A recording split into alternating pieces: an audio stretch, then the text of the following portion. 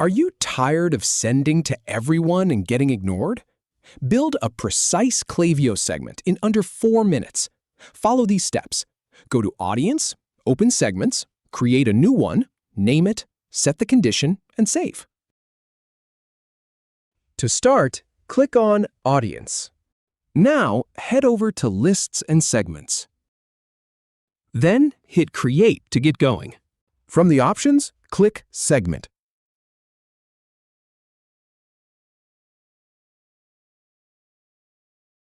Next, type a name for your segment.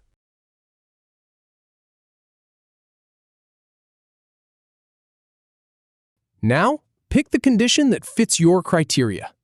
Then, select the option for whether someone can or cannot receive marketing.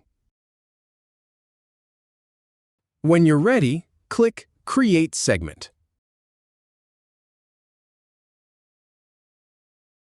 Just give it a moment to load, and you're done. Happy segmenting!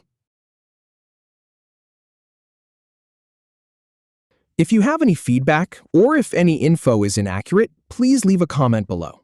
We'll do our best to answer or redo the video if needed. Thanks for watching.